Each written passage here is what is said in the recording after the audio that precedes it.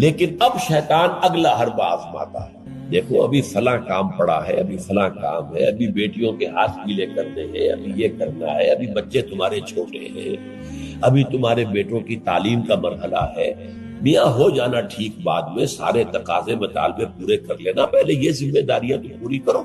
یہ حقوق العباد ہے بھائی، حقوق اللہ سے بڑھ کر ہے، یہ حقوق العباد ہے، اس کے لیے لگے رہو، پوری اپنی توانائیاں قوتیں صرف کرو، مال بناؤ، پیسہ کماؤ، تاکہ یہ ساری ذمہ داریاں آ جائیں، ہوتے رہنا بعد میں، ٹھیک ہے، ذرا فراغت حاصل ہو جا، پھر تم سب اپنے آپ کو، اپنی پوری توانائیوں کو، اپنے پورے وقت کو اللہ کے لیے لگا دینا۔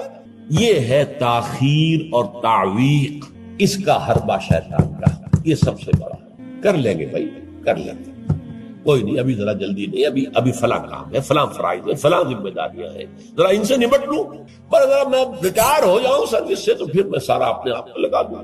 وہ ریٹائرمنٹ کرتے ہیں اس وقت جب آپ کے اندر رہتا ہی کچھ نہیں، اگر آپ کے اندر کچھ رہ جائے تو وہ چھوڑیں گے آپ کو، وہ ساری توانائیاں تو گئی، اب تو آپ کھوکھلا ایک ڈھانچہ لیے پھر رہے ہیں، آپ کے اندر صلاحیت اور قوت کہاں ہے اب؟ لہذا یہ سارے دھوکے شیطان کے ہیں۔ اس میں ایک چیلنجنگ انداز میں علم یعنی وقت آیا نہیں ہے ابھی اہل ایمان کے لیے، کس چیز کا انتظار کر رہا ہے؟ جو جیسے ہی خیال ہو جائے کہ واقعی یہ فرض ہے، فوراً لبیک کہو۔ تم نے اگر کسی بھی پہلو سے تاخیر اور تعویق کا راستہ اختیار کیا تو یہ شیطان کے پھندے میں گرفتار ہونے کا وہ راستہ ہے اصل میں۔ وہ شیطان پھر چھوڑے گا نہیں، پھر وہ اسے آپ کو اپنے فطراک کا نخچیر بنا لے گا، اپنے تھیلے میں شکار کی حیثیت سے، جیسے کہ آپ تیتر بار کے تھیلے میں ڈال لیتے ہیں شکار کر کے، اس کے فطراک کے نخچیر بن کر رہ جاؤ گے، پھر آگے نکل نہیں سکتے۔ یہ تاخیر اور تعویق جو ہے، یہی ہوا تھا غزوہ تبوک میں۔ حضرت کعب ابن مالک رضی اللہ تعالیٰ عنہ نے، وہ بھی ان 3 صحابہ میں سے تھے جو سچے صادق الایمان صحابہ تھے، لیکن غزوہ تبوک میں نہیں گئے۔ حضور نے واپس آ کے جو لوگ نہیں گئے تھے ان سے جواب طلبی کی، لہذا منافقین تو آئے، اللہ کی قسم ہے، خدا کی قسم ہے یا رسول اللہ، میں اللہ کو گواہ کر کے کہتا ہوں یہ تھا، یہ تھا، یہ تھا، یہ سبب تھا، میں نہیں جا سکتا۔ حضور فرماتے تھے مسکراتے تھے، جائیے تشریف لے جائیے، کوئی پکڑ نہیں۔ یہ آئے جب کعب ابن مالک، تو حضور کے چہرے پر مسکراہٹ تھی، تنزیہ مسکراہٹ۔ آپ فرمائیے آپ کیوں نہیں گئے، کیوں نہیں گئے تھے ہمارے ساتھ؟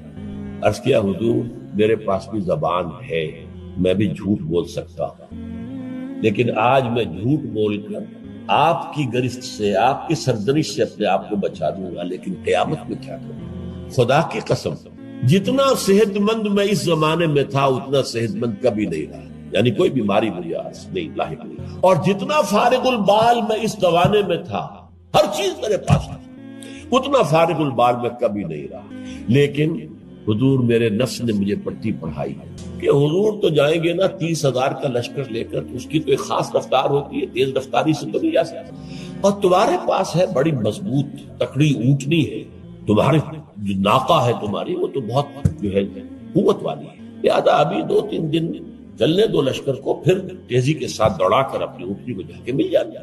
ہر روز صبح مجھے یہی نفس جو ہے پٹی پڑھاتا رہا کہ اچانک ایک دن میں نے محسوس کیا کہ اب تو چاہے میں کتنا ہی تیز دوڑ لوں آپ کے ساتھ نہیں مل سکتا، بس میں رہ گیا بیٹھ۔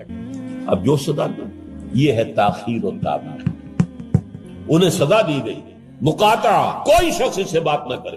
3 صحابہ کا معاملہ ہے، یہ سورہ توبہ کے اندر تفصیل سے آیا ہے، اور صحیح بخاری کی طویل ترین احادیث میں سے پڑھنے کے قابل ہے کہ انہوں نے کیسے بیان کیا اپنے پورے معاملے میں، یہ نفس کیسے دھوکہ دیتا ہے۔ ابھی چند دن اور مدینے کے اندر اپنے نخلستان کی ٹھنڈی چھاؤں کے اندر آرام کر لو، چند دن اور، بھائی جانا ہے، بہت دور جانا ہے، تبوک جانا ہے، تو یہ 2 دن میں تو نہیں پہنچ جائے گے حضور، پھر دوڑ کر پکڑ لینا، ساتھ چل مل جاتا۔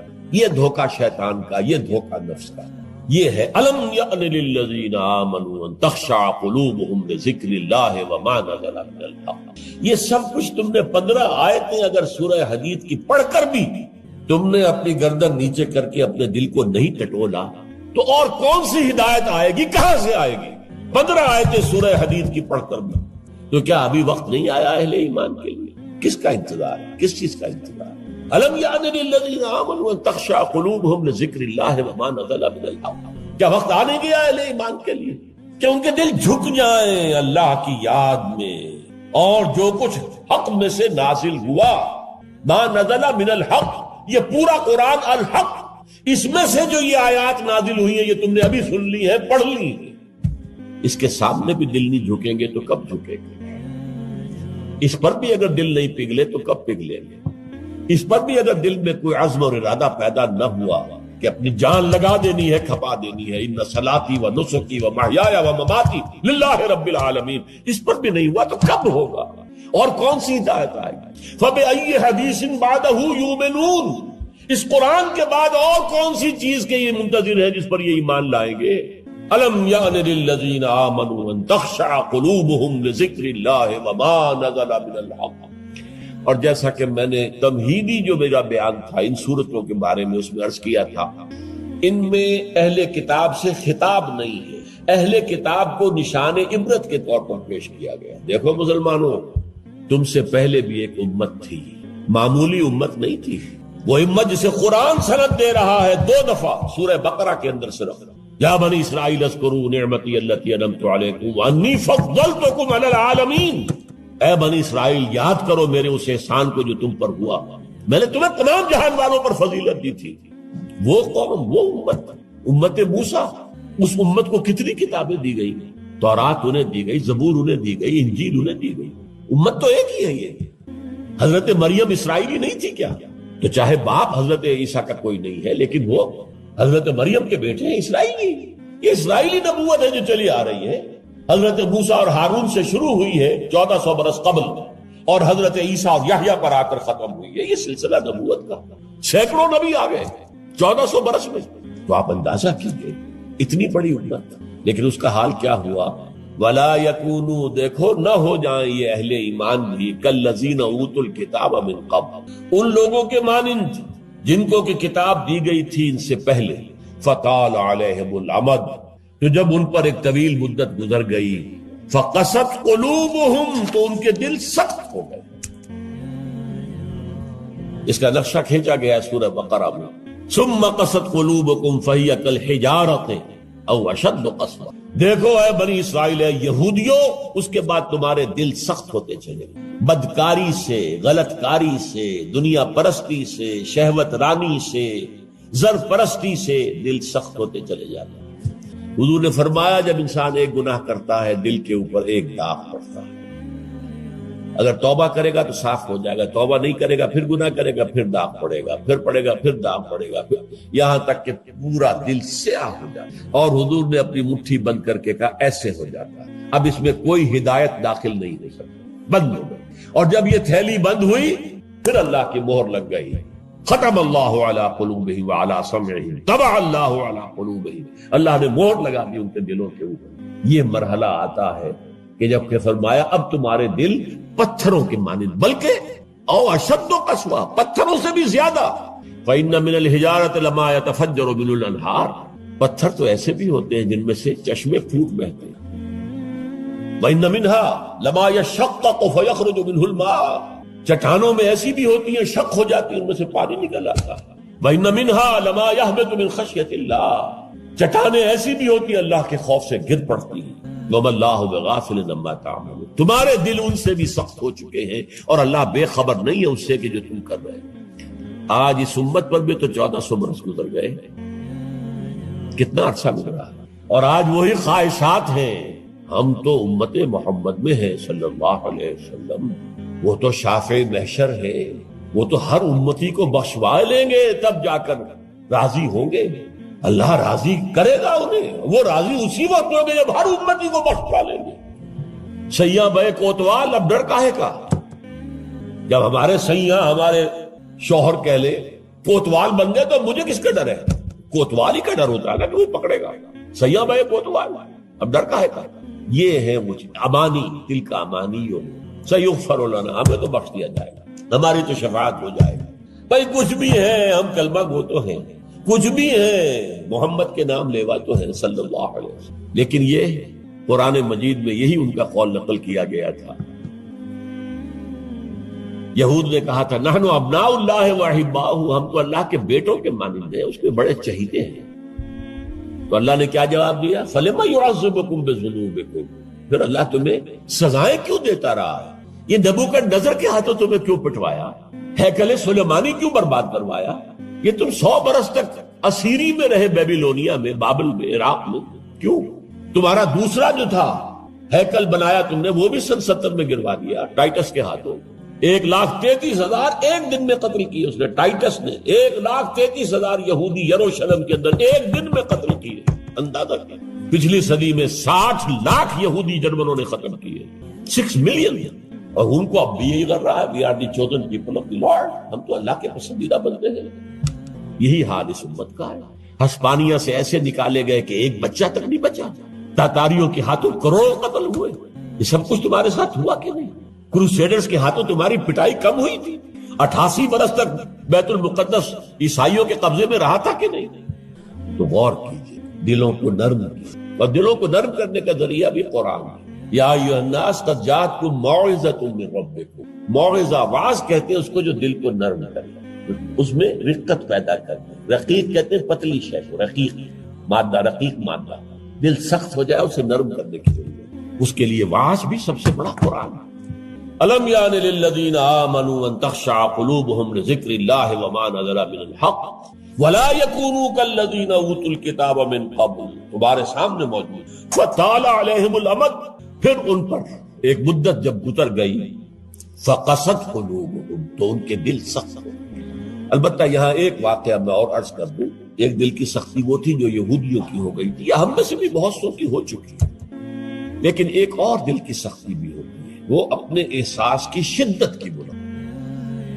یہ معاملہ حضرت ابوبکر کے ساتھ پیش آیا رضی اللہ تعالی عنہ۔ ان کے عہد خلافت میں ایک وفد آیا باہر سے، انہیں جب قرآن کی آیات سنائی گئی تو ان کی آنکھوں سے آنسو بہنے لگے۔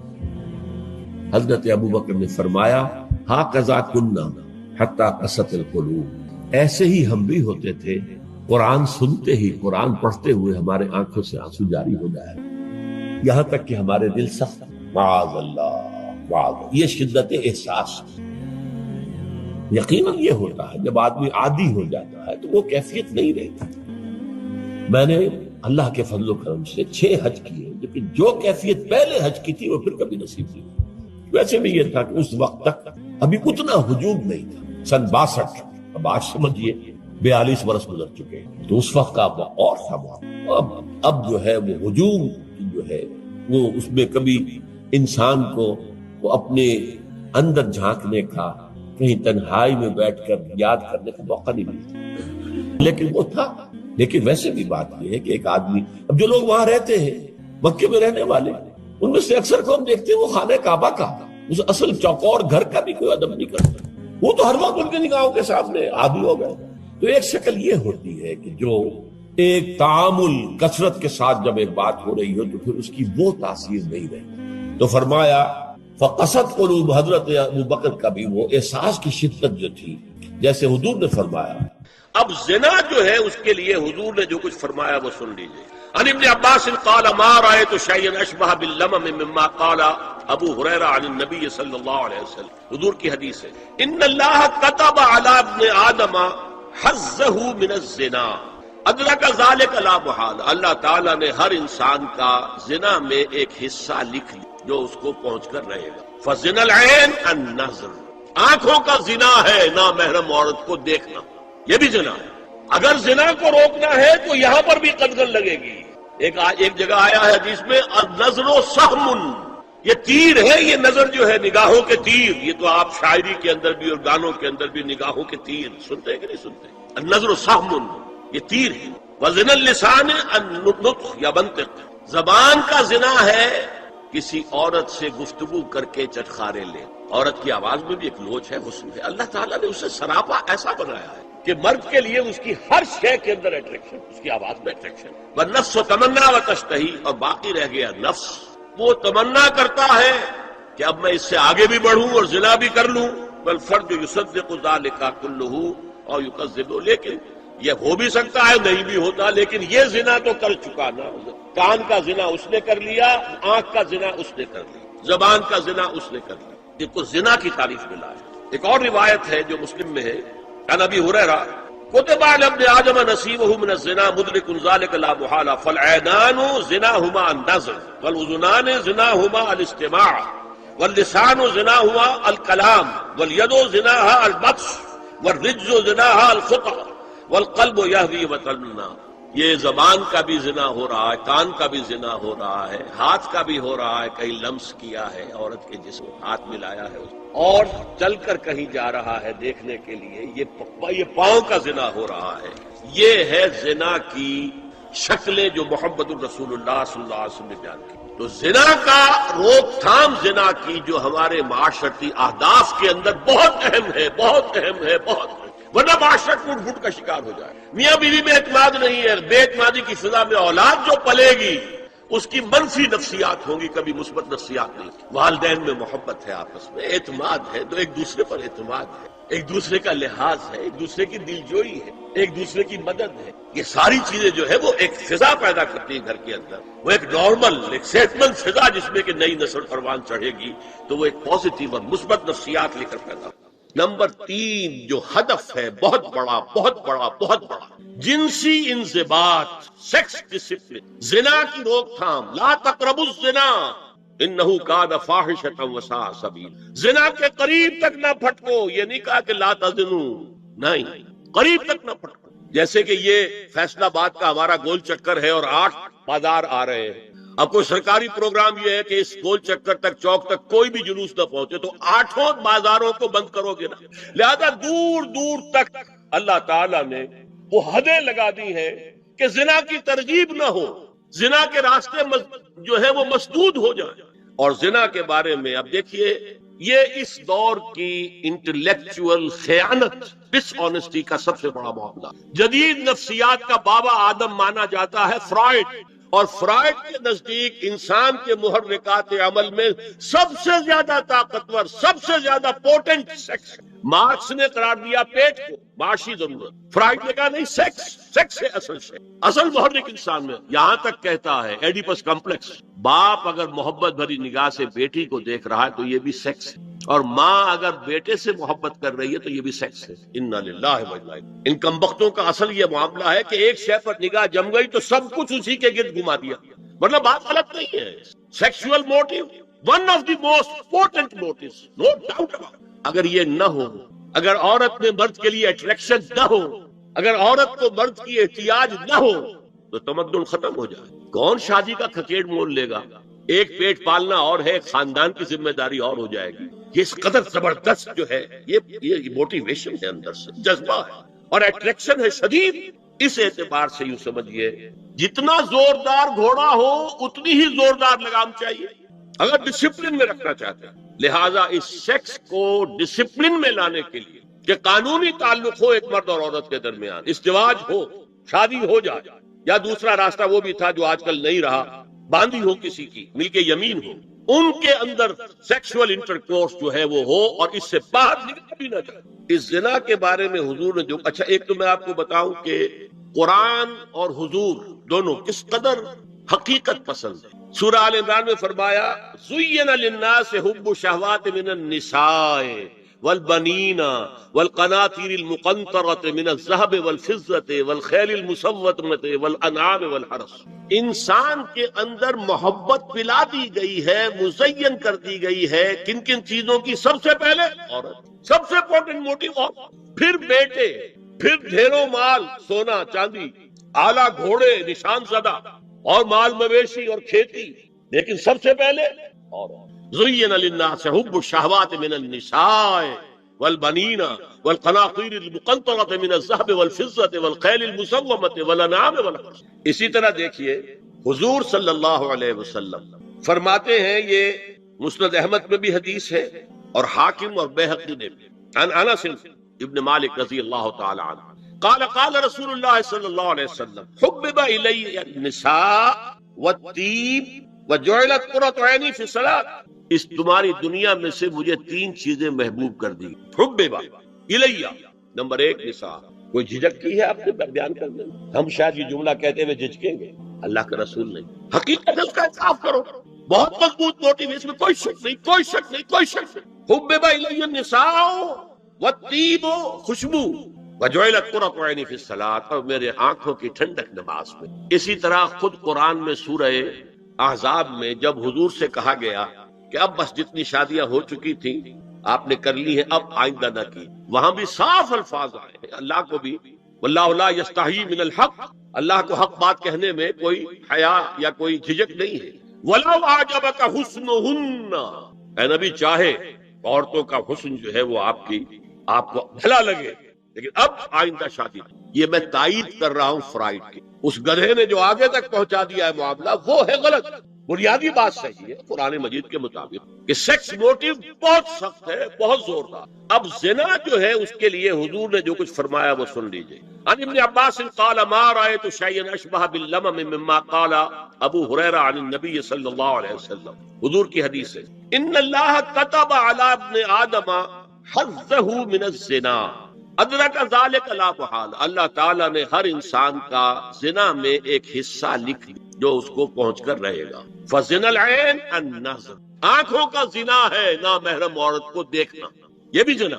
اگر زنا کو روکنا ہے تو یہاں پر بھی قدغن لگے گی. ایک جگہ آیا ہے حدیث میں النظر سہم، یہ تیر ہے. یہ نظر جو ہے نگاہوں کے تیر، یہ تو آپ شاعری کے اندر بھی اور گانوں کے اندر بھی نگاہوں کے تیر سنتے ہیں کہ نہیں سنتے؟ النظر سہم، یہ تیر ہے. وزن اللسان النطق یا منطق، زبان کا زنا ہے کسی عورت سے گفتگو کر کے چٹخارے لینا. عورت کی آواز میں بھی ایک نوچ ہے، حسن ہے. اللہ تعالیٰ نے اسے سراپا ایسا بنایا کہ مرد کے لیے اس کی ہر شے کے اندر اٹریکشن، اس کی آواز میں اٹریکشن ہے. والنفس تمنا و تشتہی، اور باقی رہ گیا نفس، وہ تمنا کرتا ہے کہ اب میں اس سے آگے بھی بڑھوں اور زنا بھی کر لوں. والفرد یصدق ذلک کلہ اور یکذب، لیکن یہ ہو بھی سکتا ہے نہیں بھی ہوتا، لیکن یہ زنا تو کر چکا نا. کان کا زنا اس نے کر لیا، آنکھ کا زنا اس نے کر لیا، زبان کا زنا اس نے کر لیا. ایک تو زنا کی تعریف کر. ایک اور روایت ہے جو مسلم میں ہے، کان ابی ہریرہ کتب علی ابن آدم نصیبہ من الزنا مدرک ذلک لا محالہ فالعینان زناہما النظر والاذنان زناہما الاستماع واللسان زناہما الکلام والید زناہا البطش والرجز زناہا الخطا والقلب یہوی وتمنا. یہ زبان کا بھی زنا ہو رہا ہے، کان کا بھی زنا ہو رہا ہے، ہاتھ کا بھی ہو رہا ہے. کہیں لمس کیا ہے عورت کے جسم کو، ہاتھ ملایا ہے اور چل کر کہیں جا رہا ہے دیکھنے کے لیے، یہ پاؤں کا زنا ہو رہا ہے. یہ ہے زنا کی شکلیں جو محمد الرسول اللہ صلی اللہ علیہ وسلم نے بیان کی. تو زنا کا روک تھام، زنا کی جو ہمارے معاشرتی اہداف کے اندر بہت اہم ہے، بہت اہم ہے، بہت، ورنہ معاشرت ٹوٹ پھوٹ کا شکار ہو جائے. میاں بیوی میں اعتماد نہیں ہے، بے اعتمادی کی فضا میں اولاد جو پلے گی اس کی منفی نفسیات ہوں گی، کبھی مثبت نفسیات نہیں ہو سکتی. والدین میں محبت ہے، آپس میں اعتماد ہے، تو ایک دوسرے پر اعتماد ہے، ایک دوسرے کا لحاظ ہے، ایک دوسرے کی دلجوئی ہے، ایک دوسرے کی مدد ہے. یہ ساری چیزیں جو ہے وہ ایک فضا پیدا کرتی ہے گھر کے اندر. وہ ایک نارمل، ایک صحت مند فضا جس میں کہ نئی نسل پروان چڑھے گی تو وہ ایک پازیٹیو اور مثبت نفسیات لے کر پیدا ہوگا. اچھا اور دیکھیے اس میں کیا کیا کچھ حضور کی طرف سے آئے ہیں. حضرت جابر ابن عبداللہ فرماتے ہیں من کان یؤمن باللہ والیوم الاخر فلا یخلون بامرأة لیس معها ذو محرم فإن ثالثهما الشیطان، رواہ احمد. دیکھو جو شخص بھی اللہ پر اور یوم آخر پر ایمان رکھتا ہو وہ کبھی کسی اجنبی عورت کے ساتھ خلوت میں نہ رہے، ملاقات نہ کرے جس کے ساتھ کہ اس کا کوئی محرم شامل نہ ہو. کوئی عورت آئی ہے آپ سے مسئلہ پوچھنے کے لیے، اس کا باپ، اس کا بیٹا، اس کا بھائی، اس کا شوہر ساتھ ہونا چاہیے، اکیلے نہیں. اس لیے کہ ثالثہما الشیطان، جہاں یہ ایک مرد اور ایک عورت جو ایک دوسرے کے لیے نامحرم ہے جب ملیں گے تیسرا وہاں شیطان مرد. اسی طرح حضرت ابن عباس کی روایت ہے لا یخلون رجل بامرأة الا ومعها ذو محرم ولا تسافر المرأة الا مع ذی محرم. کوئی مرد کسی عورت کے ساتھ خلوت میں نہ ہو، اکیلے نہ ہو، مگر یہ کہ اس عورت کے ساتھ اس کا محرم موجود، اور کوئی عورت سفر نہ کرے جب تک کہ اس کے ساتھ محرم موجود نہ ہو. اب آئیے چھٹی بات، اسلام میں جو اصلاح کی گئی ہے مختلف میدانوں میں، اس کے دو اصول. نمبر ایک، تدریج سے اصلاح ایک دم. نمبر دو، اصلاح کا عمل گھر سے شروع ہونا. Charity begins at home. اب میں مثال دے رہا ہوں. دیکھیے شراب کی حرمت کے ضمن میں 3 درجوں میں حرمت ہوئی. سورہ بقرہ میں فرمایا گیا یسألونک عن الخمر والمیسر قل فیہما اسم کبیر ومنافع للناس واسمہما اکبر من نفعہما. بات ختم. اے نبی یہ آپ سے پوچھ رہے ہیں شراب اور جوئے کے بارے میں سے کہہ دیجئے ان دونوں میں بہت بڑے گناہ کی بات ہے، اگرچہ لوگوں کے لیے کوئی نفع بھی ہے، لیکن ان کا گناہ نفع سے بہت بڑھ کر ہے۔ اشارہ دے دیا بہت سے صحابہ نے اسی آیت پر شراب نوشی ترک کر، جو معلوم ہوا which way the wind is blowing، اب ہوا کا رخ کیا ہے، کہاں جا رہی ہے۔ پھر آگے سورہ نساء میں آیت آگے وَلَا تَقْرَبُوا الصَّلَاةَ وَأَنْتُمْ سُكَارَىٰ، دیکھو اگر تم نشے کے اندر ہو شراب کے تو نماز کے قریب مت جاؤ، پتہ نہیں تم کیا کہنا شروع کر دو، تو غالب کی عشقیہ غزلی پڑھنی شروع کر دو کھڑے ہو کر، کیا پتہ۔ ایک اور مل گیا پوائنٹر، نماز جیسی شے سے روکنے والی شے جو عماد الدین ہے وہ تو بہت بری شے ہوئی، بہت سے لوگوں نے اس کے بعد چھوڑ دی۔ پھر آخری آیت آئی یا ایھا الذین آمنوا انما الخمر والمیسر والانصاب والازلام رجس من عمل الشیطان، یہ شیطانی اعمال ہے، گندگی کے اعمال، فاجتنبوہ لعلکم تفلحون، تو ان سے بچو، اجتناب کرو تاکہ تم فلاح پاؤ۔ انما یرید الشیطان ان یوقع بینکم العداوۃ والبغضاء فی الخمر والمیسر، یہ شیطان یہ چاہتا ہے کہ شراب اور جوئے کے ذریعے سے تمہارے مابین دشمنی پیدا، شراب میں آدمی لڑ پڑا، جوئے کے اندر بھی ہارتا ہارتا ہارتا آخر کھڑا ہو جاتا، مار پیٹ کے اوپر تیار، ہلاک کرتا۔ فرمایا کہ انما یرید الشیطان ان یوقع بینکم العداوۃ والبغضاء فی الخمر والمیسر وَيَصُدَّكُمْ عَنْ ذِكْرِ اللَّهِ وَعَنِ الصَّلَاةِ فَهَلْ أَنْتُمْ مُنْتَهُونَ، اب باز آتے ہو کہ نہیں؟ یہ بڑا دھمکی کا انداز ہے۔ اب کچھ لوگ کیا کہتے ہیں جی یہاں پہ حرام کا لفظ تو نہیں آیا، اِنَّا لِلَّهِ وَإِنَّا أَنْتُمْ مُنْتَهُونَ، باز آتے ہو کہ نہیں؟ اس سے زیادہ روکنے کا کوئی معاملہ ہو سکتا ہے؟ اور حدیث میں اندر اصول آ گیا ما اسکر کثیرہ فقلیلہ حرام، جو شے اگر زیادہ مقدار میں ہو اور نشہ لے آئے تو اس کی چھوٹی مقدار، تھوڑی مقدار بھی حرام، شراب کا ایک قطرہ بھی حرام۔ لیکن آج کہہ رہے شراب کو حرام نہیں، تاکہ مغرب مان لے کہ ہاں یہ تو بڑے ماڈریٹ لوگ ہیں، بڑے لبرل لوگ ہیں، روشن خیال ہیں، یہ کوئی دقیانوسی نہیں ہے، یہ فنڈامنٹلسٹ نہیں ہے۔ اسی طریقے سے یہ جو معاشرتی معاملے میں اصلاح کا دائرہ شروع ہوا ہے، اس میں ہم دیکھتے ہیں کہ ابتدا میں ازواج مطہرات سے خطاب ہے، جسے دلیل بنا لیا بعض لوگوں نے، یہ احکام تو صرف ازواج مطہرات کے لیے ہے، حالانکہ میں نے اصول پہلے بتا دیا، چیریٹی بگنز ایٹ ہوم، جیسے حضور فرماتے تھے انا اول المسلمین، دیکھو میں تمہیں اسلام کی دعوت دے رہا ہوں، سب سے پہلا مسلمان میں خود ہوں، انا اول المومنین، میں تمہیں ایمان کی دعوت دے رہا ہوں، پہلا مومن میں ہوں۔ تو جب تک انسان اپنے کردار سے بات واضح نہ کرے تو واعظ جو ہے وہ مفید نہیں ہوتا، مؤثر نہیں۔ لہذا سب سے پہلے بات جو کی گئی وہ کی گئی ہے حضور کی ازواج مطہرات سے۔ اب اس ضمن میں جو اصلاحی اعمال آئے ہیں، احکام ان کو نوٹ کر لیجئے۔ ان کا آغاز ہوا ہے تدریجی اعتبار سے سورہ احزاب سے، اور سورہ احزاب سن 5 ہجری میں جو ہے نازل ہوئی ہے۔ ان کی تکمیل ہوئی ہے سورہ نور میں جو سن 6 ہجری میں نازل ہوئی۔ اور ایک بہت خوبصورت بات کہی، یہ مولانا امین حسن اصلاحی نے مجھے بتایا کہ ان کے استاد حمید الدین فراہی نے یہ کہا کہ سورہ احزاب میں گھر سے باہر کے پردے کا بیان ہے اور سورہ نور میں گھر کے اندر کے پردے کا بیان ہے۔ تو اصلاحی صاحب کہتے تھے کہ اس جملے نے میری آنکھیں کھول دی اور قرآن مجید روشن ہو گیا، ورنہ اگر یہ بات سامنے نہ ہو تو آدمی اٹکتا ہے، جگہ جگہ پر اشکالات پیدا ہوتا۔ دیکھیے سورہ احزاب میں کیا کیا گیا۔ نمبر 1، پہلے خطاب ازواج مطہرات سے، بعد میں عام کر دیا۔ نمبر 2، بتایا گیا کہ عورت کا اصل کردار کیا ہے، اس کی اصل جگہ کیا ہے، گھر۔ نمبر 3، استیزان کے حکم کا آغاز ہو گیا کہ گھروں میں اجازت لیے بغیر داخل نہ ہو، لیکن یہاں بھی صرف نبی کے گھر کی بات ہوئی ہے، عام نہیں۔ پھر محرموں کی ایک چھوٹی فہرست ہے جو سورہ احزاب میں آ گئی ہے، اور گھر سے باہر کے پردے کا حکم آ گیا، یہ سورہ احزاب میں۔ سورہ نور میں استیزان اب عام کر دیا، کسی بھی گھر میں داخل مت ہو جب تک اذن نہ لے۔ یہ دیکھیے تدریج، پہلے حضور کے گھروں میں داخل نہ ہو، اب کسی بھی گھر میں داخل نہیں ہو سکتا بغیر استیزان کے۔ اور احادیث مبارکہ میں اتنی سختی آئی ہے، میں بعد میں آپ کو بتاؤں گا۔ دوسرے یہ کہ گھر کے اندر پردہ، جو محرموں سے پردہ، محرموں سے پردہ، محرم کون ہوتا ہے یہ سمجھ لیجئے۔ محرم وہ ہے جس سے کبھی بھی کسی شکل میں کسی حالت میں شادی نہ ہو سکے۔ اب ایک آدمی جو ہے اس کے گھر میں فرض کیجئے کہ ایک بہن ہے، تو اس بہن کی دوسری بہن سے وہ شادی نہیں کر سکتا، اگر وہ بیوی مر گئی تو کر سکتا ہے کہ نہیں؟ اس لیے وہ محرم نہیں ہے، نا محرم۔ سالی نا محرم، آپ کا بھائی ہے، اس کی بیوی ہے، بھابھی ہے آپ کی، آپ دیور ہیں، بھابھی سے شادی تو نہیں کر سکتے، لیکن اگر بھائی کا انتقال ہو جائے تو آپ شادی کر سکتے، تو شادی ہو سکتی ہے تو وہ محرم نہیں ہوا۔ وہ نامحرم. محرم صرف وہی ہے جس سے کبھی کسی حال میں شادی کا امکان نہ. اس کی ابتدائی فہرست جو ہے سورہ احزاب میں ہے، تفصیلی فہرست جو ہے وہ سورہ نور میں ہے. اب دیکھیے گھر کے اندر بیٹھنے سے متعلق کیا بات کہی گئی. بزار اور ترمذی میں حضرت عبداللہ ابن مسعود سے نبی ایک وسلم کا یہ ارشاد نقل ہوا ہے، ان المرأۃ عورۃ، عورت چھپا کر رکھنے کی چیز. ہمارے ایک نوجوان ساتھی نے ایک دفعہ مضمون لکھا تھا بڑا پیارا.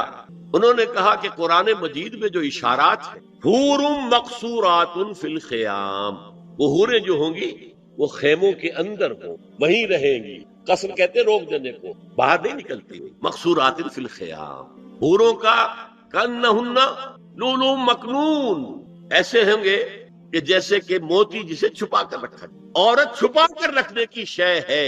المرأۃ کلھا عورۃ، عورت کہتے ہیں اس کو ہے جسے چھپا کر رکھا جائے. ان المرأۃ عورۃ فاذا خرجت، جب وہ گھر سے نکلتی ہے، استشرفت شیطان، اب شیطان جو ہے اس کو طاق میں رکھتا.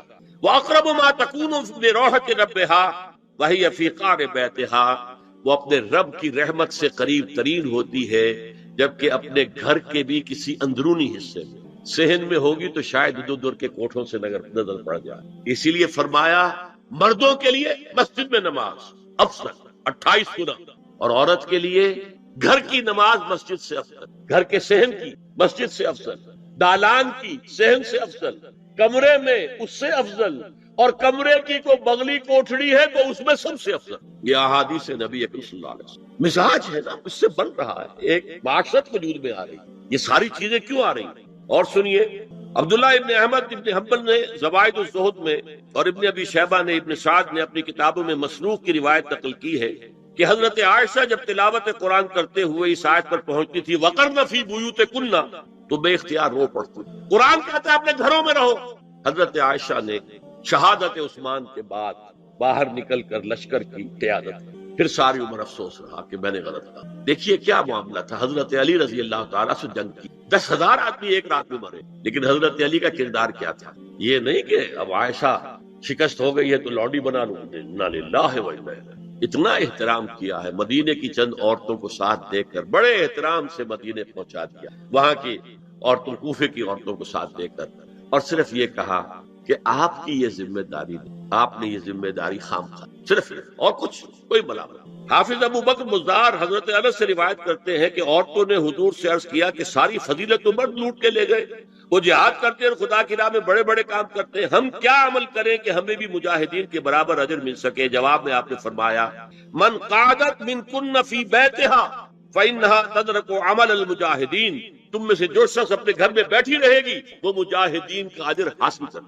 یہ ایک ہوا کا رخ ہے، بتایا جا رہا، یہ نظام ہے جس کو اس شکل میں دیا جا رہا.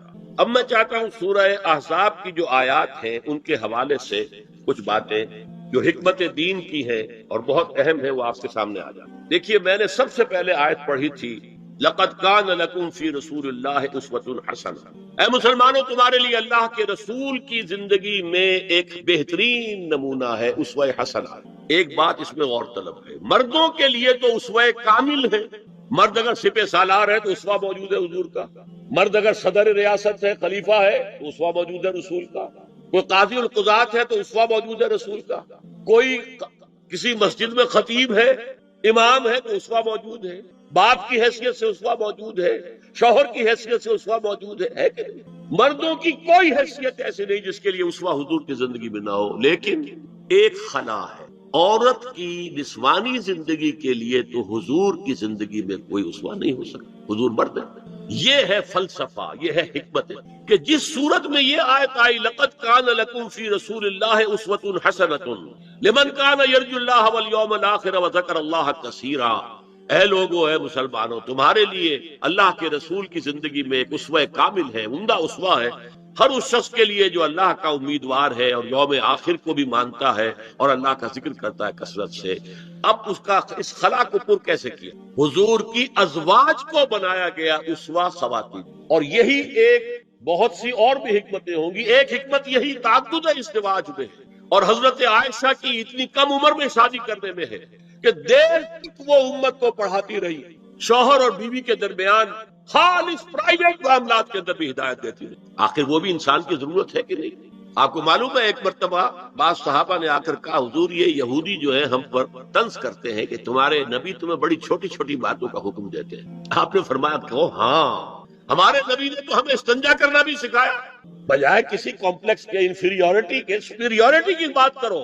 استنجا ضروری شے نہیں, گندگی سے نجات پانا ضروری شے نہیں, طہارت ضروری شے نہیں. ہمارے نبی نے تو استنجا کرنا بھی سکھایا. تو تعلق زن و شوہر کون بتائے گا؟ حضور بتائیں گے. ازواج کو ضرورت ہوتی ہے, بڑا مسئلہ ہے, روزے میں کہاں تک جا سکتا ہے انسان, آخر کون بتائے گا؟ ازواج مطہرات کو بتائے. تو اسوہ بنانے کے لیے دیکھیے یہ آیات آئی ہیں. یہ 3 آیتیں سورہ احزاب کی یوں سمجھیے کہ نچوڑ ہے اس مسئلے میں. یا نساء النبی لستن کاحد من النساء, اے نبی کی بیویوں تم عام عورتوں کے مانند نہیں. تو کیا وہ عورتیں نہیں تھی؟ عورتیں تو تھیں. کیا ان کے احساسات عورتوں والے نہیں تھے؟ وہ تو تھے. کیا بات ہے, تم نبی کی بیویاں ہو, تمہیں اسوہ بننا ہے. ان اتقیتن فلا تخضعن بالقول, اگر تمہیں واقعی اللہ کا تقوی اور خوف ہے تو کسی اجنبی سے اگر بات کرنے کی ضرورت پیش آ جائے تو اپنی آواز میں لوچ مت پیدا کر. فیطمع الذی فی قلبہ مرض, کہ جس شخص کے دل میں کوئی روگ ہے, گندگی ہے, وہ کوئی آس لگا بیٹھے کہ یہ جو مجھ سے گفتگو کر رہی ہیں, جس انداز میں کر رہی ہیں, جس لگاوٹ کے ساتھ کر رہی ہیں, تو کوئی نہ کوئی موقع ہے میرے لیے. انا للہ و انا الیہ راجعون. کرخت آواز میں بات. وقلن قولا معروفا, اور معروف بات کہو, صرف اس سے آگے بڑھنے کی کوئی ضرورت نہیں. وقرن فی بیوتکن ولا تبرجن تبرج الجاہلیۃ الاولی, اور قرار پکڑو اپنے گھروں میں, وقار کے ساتھ رہو اپنے گھروں میں. تمہاری اصل جگہ گھر ہے, باہر نکلنا تمہارا کام نہیں ہے. ہاں ضرورت ہو سکتی ہے, اس کا بعد میں ذکر, لیکن فلسفہ کیا ہے؟ عورت کی اصل جگہ اس کا گھر ہے. جو ڈیوٹیز کی تقسیم کر دی گئی ہے اللہ کی طرف سے, اس میں عورت کا اصل مقام اس کا گھر ہے. میں حدیث سنا چکا ہوں کہ جب گھر سے عورت نکلتی ہے تو شیطان تاکتا ہے اس کو, اور پھر ظاہر بات ہے کہ اس سے جو فتنے پیدا ہوتے ہیں وہ سب شیطان کے ذریعے. وَلَا تَبَرَّجْنَ تَبَرُّجَ الْجَاهِلِيَّةِ الْأُولَىٰ, اور جو جاہلیت تھی, اسلام کے آنے سے پہلے کا جو دور تھا, اس میں جس طرح تم بند سمر کر اور لوگوں کی نگاہوں میں آنے کے لیے نکلتی تھی, اب وہ طریقہ اختیار کر. دیکھیے یہ بھی ایک بڑا نفسیاتی نکتہ ہے. مرد کے اندر قوت ہے, وہ اپنی قوت کا ظہور چاہتا, کبھی جی چاہتا ہے دیوار کو کندھا دے مارے, راستہ چلتے کسی کو لگا کندھا. قوت ظہور چاہتا ہے. عورت کے پاس سب سے بڑا سرمایہ اس کا نسوانی حسن ہے. جسمانی طاقت تو نہیں ہے نا, اس کے اندر ایک عرض ہے کہ اپنے آپ کو ظاہر کرے. اس کا نام تبرج, بروج کہتے تھے ان برجیوں کو کہ جو فصیلوں کے اوپر ہوتی تھی. اور ظاہر بات ہے دور سے مسافر آ رہا تو پہلے تو برجی نظر آتی تھی نا, تو نگاہوں میں آنا, نگاہوں میں کھپنا, یہ تبرج. تو تم جس طرح پہلے بناؤ سگھار کر کے نکلا کرتی تھی, اور تبرج الجاہلیہ اب چھوڑ. واقم الصلاۃ واتین الزکات, اور نماز قائم رکھو, زکات ادا کرو. واطیعوا اللہ ورسولہ, اور اللہ اور اس کے رسول کی اطاعت پر کاربند رہو. اب آئے الفاظ جو اہم ترین ہے. انما یرید اللہ لیذھب عنکم الرجس اہل البیت ویطہرکم تطہیرا. اے نبی کے گھر والیوں, اللہ یہ چاہتا ہے کہ تم سے ہر طرح کی برائی, ہر طرح کی ناپاکی کو دور کر دے اور تمہیں پاک کر دے. پاک کرنا کر, خوب خوب خوب خوب. تطہیرا, یطہرکم تطہیرا. کیوں؟ تمہیں نمونہ بننا ہے, تمہیں اسوہ بننا. یہ الفاظ اصل میں آئے ہیں قرآن مجید میں ازواج مطہرات کے بارے میں. سارا جملہ چل رہا ہے یا نساء النبی سے. ہمارے کچھ دوستوں نے اسو کہا ہے کہ اہل بیت سے مراد حضرت علی, حضرت فاطمہ, حضرات حسنین ہیں. وہ بھی حضور نے فرمایا. میں نے ایک ٹی وی مذاکرے کے اندر بھی جب کچھ حضرات کہہ رہے تھے کہ اہل بیت تو اصل میں وہ ہے, میں نے کہا نہیں, اصل میں بیویاں ہیں لیکن وہ بھی اہل بیت. حضور نے ایک چادر میں جب سمیٹا سب کو, تو یہ بھی اللہم ہؤلاء اہل بیت, یہ بھی میرے اہل بیت ہیں. سلمان منا اہل البیت, سلمان بھی ہمارے اہل بیت میں سے, جو جتنا قریب ہوا. لیکن قرآن میں یہ لفظ آتا ہے صرف بیویوں کی, ازواج کی. حضرت ابراہیم کے پاس جب فرشتے آئے تھے حضرت اسحاق کی ولادت کی خبر دینے کے لیے, تو جب حضرت سارہ نے سنا تو وہ آئیں اپنے 72 مارتی ہوئی اپنے پیشانی پر. آلد انا عجوز وہذا بالی شیخ, کیا میں جنوں گی اب جبکہ میں بڑی پھوس ہو گئی ہوں اور میرا یہ شوہر جو ہے یہ بھی بڑھا پھوس ہے. 100 برس کی عمر تھی حضرت ابراہیم علیہ السلام, اور کتنی ہوگی اس کے آس پاس ہی ہوگی, 90-95 حضرت سارہ ہوگی. اس کو فرشتوں نے کہا تھا کہ کیا آپ اللہ کی رحمت سے مایوس ہو گئی؟ السلام علیکم وبرکاتہ اہل البیت, اے نبی کے گھر والی، اے نبی کے گھر والوں، تم پر اللہ کی سلامتی ہو رحمت۔ تو اہل بیت کا لفظ قرآن میں 2 جگہ آیا ہے، یا حضرت سارہ کے لیے، حضرت ابراہیم کی زوجہ، اور یا النساء النبی، تمہیں تو پاک کرنا ہے، پوری طرح پاک کرنا ہے، پوری طرح پاک کرنا ہے، تاکہ تم اسوہ بن جاؤ۔ جو خلا ہے اسوہ محمدی میں صلی اللہ علیہ وسلم، وہ تمہارے ذریعے پورا کرنا۔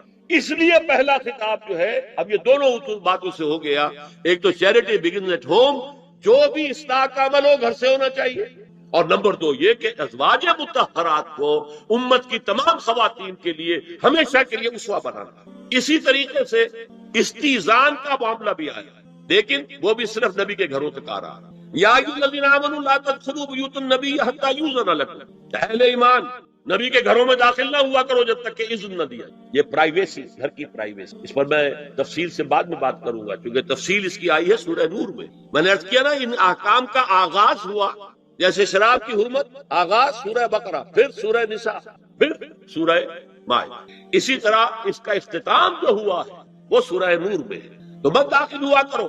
اور اس کے بعد فرمایا وَإِذَا سَأَلْتُمُوهُنَّ مَتَاعًا فَاسْأَلُوهُنَّ مِنْ وَرَاءِ حِجَابٍ، اور دیکھو اگر نبی کی بیویوں سے کوئی چیز مانگنی ہو تو پردے کی اوٹ سے مانگ۔ یہ حجاب کا لفظ آیا ہے، جس کو کہا جاتا ہے کہ حجاب کا کوئی حکم قرآن میں ہے ہی نہیں۔ پہلے وہاں کے گھر کھلے ہوتے تھے پر کوئی پردہ وردہ نہیں ہوتا تھا، اور گھر کوئی کنالوں کے اور ایکڑوں کے تو نہیں ہوتے تھے، چھوٹے چھوٹے گھر، لیکن یہاں پر فرما دیا گیا پردے۔ اس کے بعد سے جب سے یہ آیت اتری، گھروں کے اوپر پردے ڈالنا۔ اب ظاہر بات ہے کہ اس میں چہرے کا پردہ ہی ہوا نا، چہرے کا پردہ، حجاب، اسی کو حضرت عائشہ نے آیت الحجاب قرار دیا۔ اور پھر دیکھیے جو ریئلزم ہے، ریئلزم میں نے کہا تھا نا کہ اللہ نے بھی فرمایا کہ سب سے زیادہ محبت انسان میں عورت کی، حب زین للناس حب الشہوات من النساء، اور پھر اس کے بعد حضور نے فرمایا حب الیہ النساء والطیب۔ یہاں بھی فرمایا گیا ذالکم اطہر لقلوبکم وقلوبہن، یہ زیادہ پاکیزہ بات ہوگی تمہارے دلوں کے لیے بھی اور ان کے دلوں کے لیے۔ اگر نبی کی بیوی بے حجاب تمہارے سامنے آ جائے گی تو وہ نبی کی بیوی ہے، اور ازواج مطہرات ہونے کہتے ہیں تمہاری ماں بھی ہے، لیکن ایک عورت بھی تو ہے، اور تم چاہے صحابی ہو، کچھ بھی ہو، تم مرد بھی تو ہو۔ یہ مرد اور عورت کے درمیان جو کشش ہے، یہاں بھی اس کا ساتھ۔ نبی کی بیویوں کو بھی یہ نہیں کہا کہ اس سے ماوراء ہے، معصوم تو کوئی نہیں نبی کے علاوہ۔